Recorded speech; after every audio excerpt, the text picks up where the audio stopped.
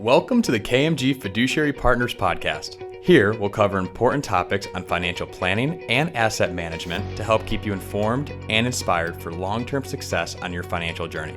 Let's join the KMG team now for today's topic. Welcome to 10-Minute Advisor, brought to you by KMG Fiduciary Partners. My name is Cameron Kaiser, and I am a CFP professional and wealth advisor with KMG. I'm here with Rob Thompson, who is a CPA and also a wealth advisor with KMG. Rob, can you go ahead and explain the topic of this video to everyone? Yep, so today we're going to discuss equity compensation provided through employer benefit plans, and specifically we're actually going to discuss restricted stock units or RSUs and non-qualified stock options. So Mark, you want to start the timer for us? Go. Awesome. So Cam, you want to just get us started here and go over the fundamentals and mechanics of restricted stock units? Sure. So restricted stock units are a form of stock-based employee compensation. It's basically a way in which an employer can grant company shares to an employee. And keep in mind, they're called restricted because they're subject to a vesting schedule. The vesting schedule varies from company to company, but it's generally based on either length of time with the company or it's performance-based. So for example, you may join a company and they say, okay, well, on top of your salary, we're going to give you 400 restricted stock units over the course of, let's say, 4 years, where 25% of them vest every single year. So if you were to leave after 4 years, you would have all the restricted stocks granted to you. If you were to leave after 2 years, you would have 200 units granted to you, with the exception of having some withheld for taxes.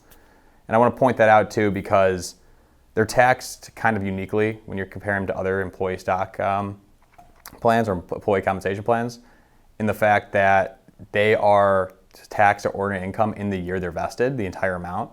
But what we see is that the employer will withhold some of those taxes, by selling some of your units. So come April, you don't have a huge tax liability.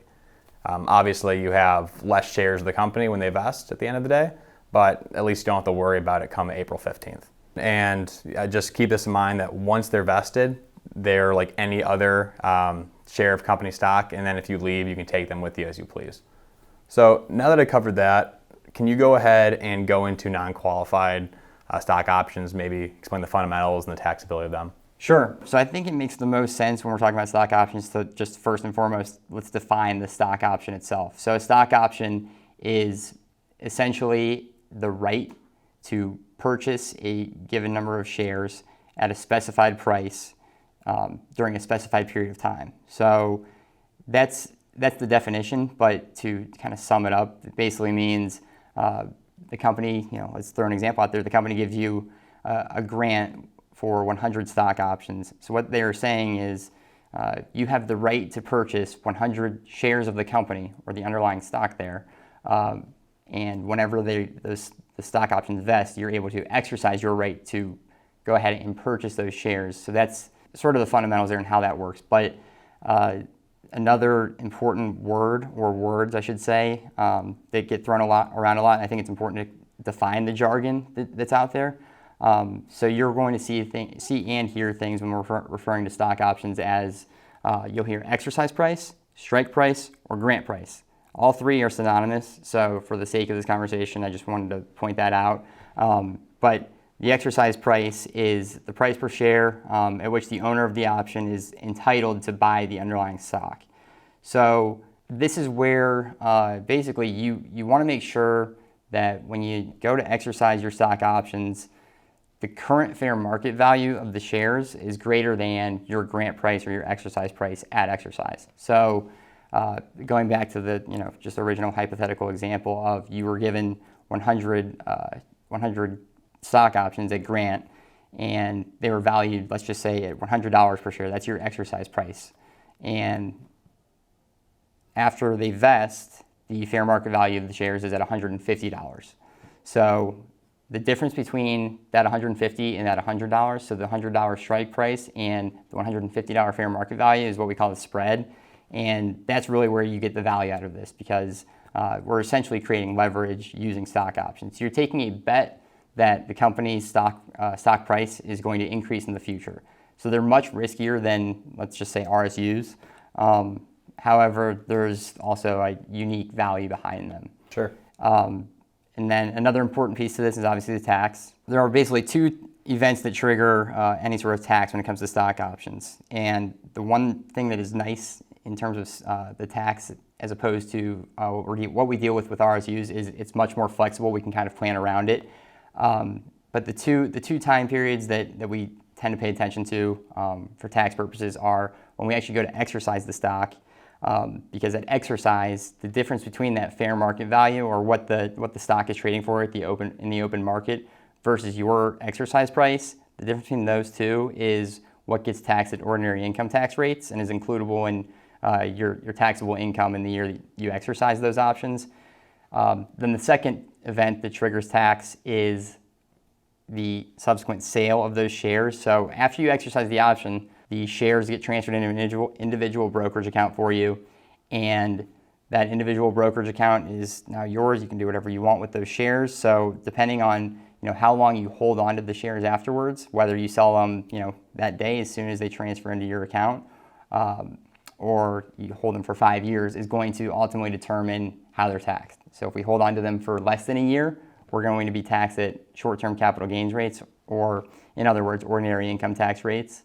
And if we hold on to them for longer than a year, we're going to be taxed at capital gains rates, or capital loss if the company doesn't do so well. Hope not, but yeah. So that's stock options in a nutshell. So Yep. do you want to just discuss sort of what our philosophy is when it comes to equity compensation planning and what we do with our clients? Yeah, sure. So the very first thing we'll do is weigh your options. No pun intended. What we'll do is we'll log into your company page with you and look at what you're entitled to. You may have the option of choosing between stock options or restricted stock, or maybe a combination of the two. And again, it's usually equivalent of value. So maybe you'll have one stock unit for 5 options or whatever it is. It usually changes year to year. So once we figure out what strategy we want to deploy, we will go in, and as most things we do, we will look at your entire financial plan and figure out what the proceeds should be used for. Ideally, what we'll do is use it to strengthen or boost retirement savings, but that's not always the case. We may look at your plan and see, hey, we have a heavy cash need on the horizon, whether that's college tuition or a new car or down payment for the new house or whatever it is. Then maybe it makes sense to use those proceeds to fund that instead of retirement. But again, it always just depends, and it's just situational based. Yeah, I think it's super important. I mean, understanding what our clients have going on in their lives is ultimately going to, determine how we want to deploy equity compensation in any awards or, any performance bonuses that they get, because it's not a one-size-fits-all type of deal. Using it for college as a way to sort of boost a 529 plan may make sense for the year, right? Yep. Given we've got large expenses in the horizon. Now, in a perfect world, we don't have to, use and utilize the equity compensation, anytime in the short term, because ideally we throw it somewhere into, a true retirement account where it'll grow and it'll be there for us set aside for when we're ready to stop working and hang it up. Absolutely. So, can you the timer on that? 34 seconds left. All right. Hey, Cut it close. We made it. Wow. Look at that. All right. Well, that's all the time we have today. Thanks for watching. And again, please, if you have any questions, we went over this pretty fast. Don't hesitate to reach out to us with this or any other financial questions you may have. Thanks for joining us for this edition of the KMG Fiduciary Partners podcast. We invite you to catch the next episode in our series for real-world advice from the KMG team. Follow us on LinkedIn at KMG Fiduciary Partners, where we'll keep the conversation going.